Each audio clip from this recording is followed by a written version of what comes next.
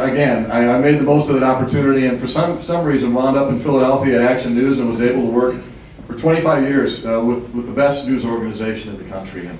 And my first assignment, a Major League Baseball game. I love baseball. I'm going to get to go to opening day, 1981, Cincinnati, the traditional National League opener.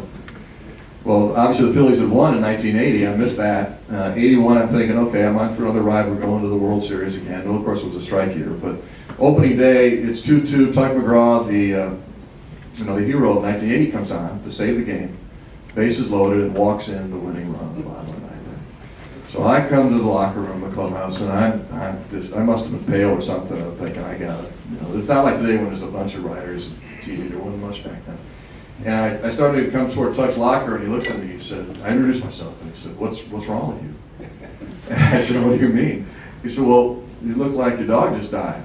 I said, "Well, this is my first day on the job, and you just walked in the winning run." I think it's you should be a little upset. And he laughed as only Tug could laugh, and he said, "It's the first game of 162. There's a lot more. If you're going to take every loss like this, maybe you better go back down to Birmingham because you're not going to make it." But it was the start of a beautiful relationship that I covered him as an athlete, and then he came to work at Channel 6. We worked as colleagues. And I got a chance to meet Tim McGraw before he was Tim McGraw. Come to spring training with Tug, and he said, "I'd like to introduce you to my son." I said, "Doesn't look like Mark," the only son I knew. He said, "This is my son Tim. He's going to be a country star." I said, "You're kidding me." He said, "We got to get him on TV." So we figured they would take me out to the ball game, which was the first time he was ever on TV, Tim, back then. So it was great meeting Tim. He said he was going to be a star. He was. It was actually more fun meeting his wife, Faith. He's got 3 daughters. They can't believe how old they're getting. Again, just a great time with Tug as long as we had him. Tragically, we lost Tug to brain cancer. We were close enough that I saw him about a week after his surgery for the first time, and asked him, "Are you wondering why it's you?" And he said, "No, I'm never going to ask why." He said, "I don't deserve to ask why." He said, "My life was like my contract. I front-loaded both of them. And I had more fun than I could possibly have when I was young." He said, "I don't have the right to wonder why, to question why me." He said, "The mother of a newborn who gets cancer, she's got a right to question why me." And I really, I was just taken aback by that. A guy that I thought was all fun and games, how deep he could be. But it was perfect. It was just absolutely perfect. I had a great time at Channel 6. I decided to retire. I'd been in broadcasting for 35 years, 25 at Channel 6. I wrote my letter of resignation in spring training.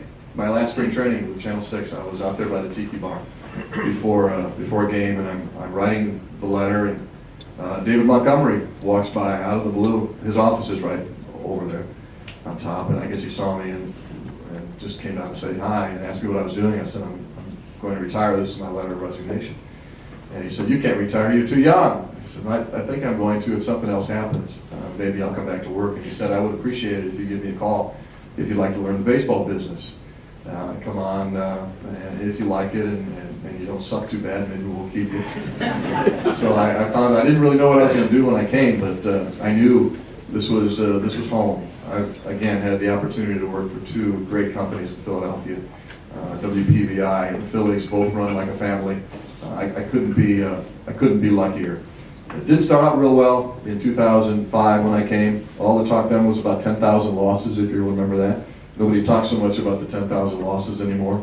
Came to my office one night and found out Dan Cuellar from Channel 6 was there. He wasn't there to talk about old times. He was there because a season ticket holder DVD that we sent out, instead of having highlights of our team, had cockfighting. Seriously, the production company down in, I don't know where we did. We're not doing it again, I'm sure. But whoever did that DVD had cockfighting instead of baseball highlights. And fortunately, this is where you got to be lucky. Fortunately, while I was trying to find out what was going on and put Dan on hold, he had a bigger story and left, and they never did the cockfighting story. I was very fortunate. The great thing about the Phillies is we work hard. We also play hard. We have a good time, and it starts at the top with David and with Bill Giles, and we have a golf tournament in spring training that usually wins. But Bill Giles taught me something the first time I was with him. My first year, I was in his foursome, and so was Aaron Rowland, one of our new players. And I was talking to Bill, and he does that on purpose. He always puts in his foursome the new kids on the block. And I happened to be somebody he wanted to know more about. And more important, Aaron Rowland was somebody he wanted to know more about.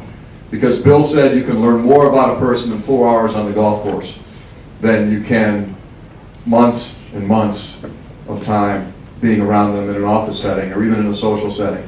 Because all the character flaws and all the best things about a man's character or woman's character will come out on the golf course. So he would always do that. He would find out, not just if he cheated, that was one thing.